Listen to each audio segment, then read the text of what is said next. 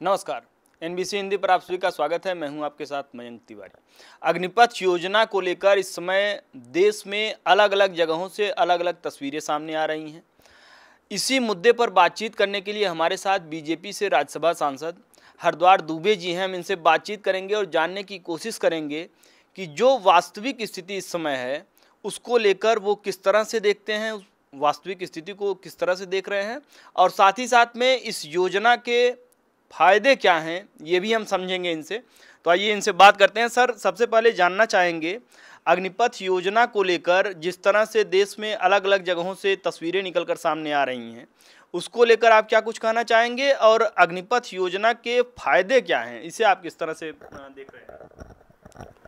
ये योजना कोई बहुत जल्दी की नहीं है और न कोई ये मोदी सरकार की है।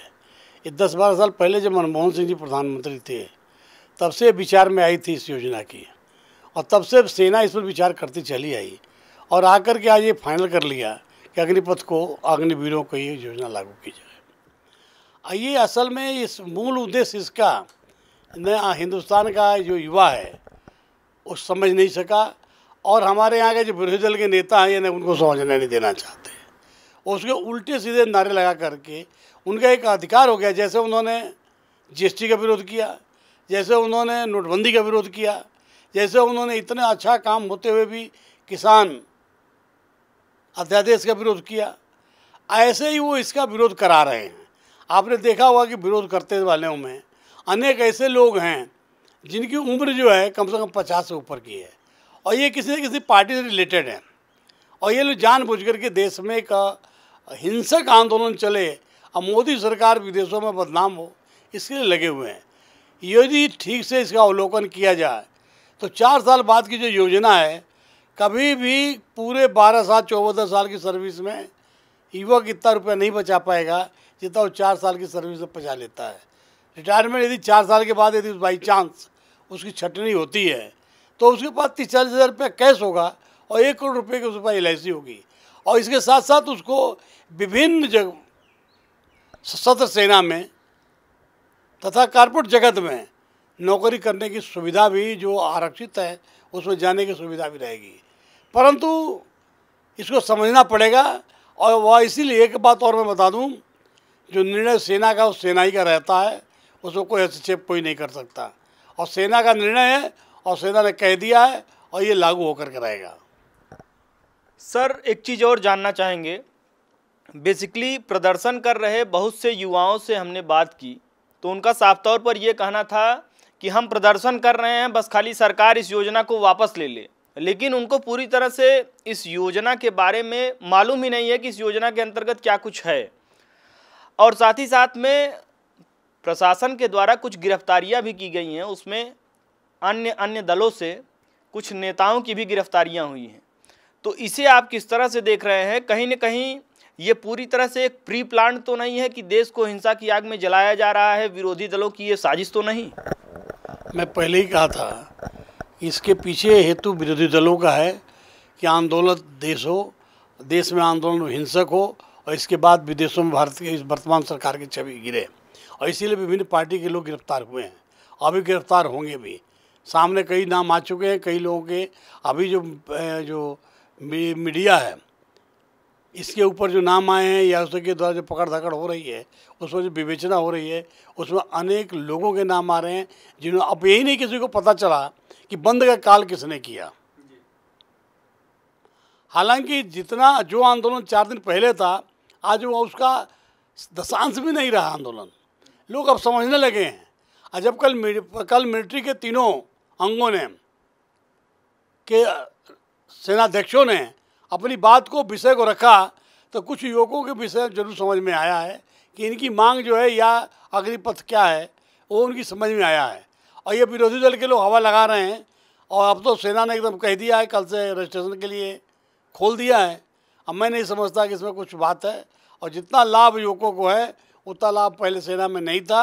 ये बात समझना चाहिए और जो विरोधी पक्ष के लोग हैं उनको देश के गौरव के साथ जुड़ना चाहिए, बल्कि इस तरह से विभेद करा करके और आगजनी करा करके देश का नुकसान करा करके उनको कुछ मिलने वाला नहीं है और न उनको उनकी मंशा पूरी होने वाली है।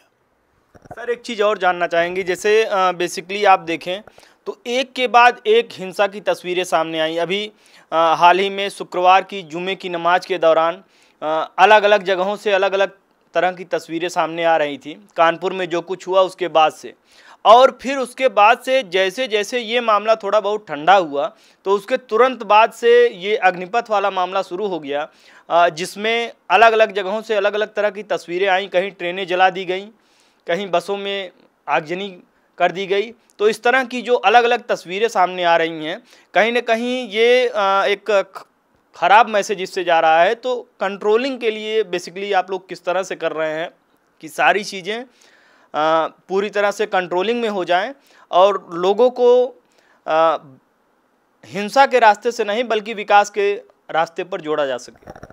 श्रीमती नुपुर शर्मा के बयान के बाद जिस तरह से आंदोलन मुस्लिम समाज होकर सड़कों पर आया और उनके नेताओं ने जो बहकाव में लिया, मूलतः मुसलमान तो भाजपा के अगेंस्ट आजकल चल रहा है और चल रहा है कि देश में गाली दे रहा है खुल करके, और उसके नेता तो एकदम बर्दाश्त नहीं करना चाहते कि सरकार चले और इसलिए बयान देते हैं।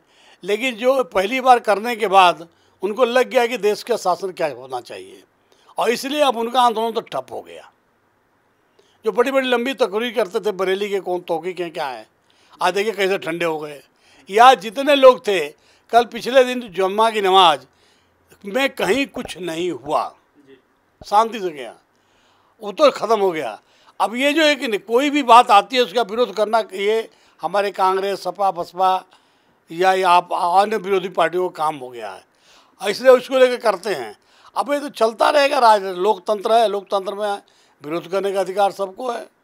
लेकिन इस तरह से यदि नुकसान करते हैं देश का, तो देश की जो विकास है, देश का जो बढ़ाव है, वो थोड़ा रुकता है।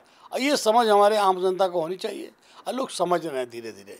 इससे इन्हें कोई लाभ होने वाला नहीं है, आप चिंता ना करें, कोई कुछ नहीं कर पाएगा, ये चलता रहेगा।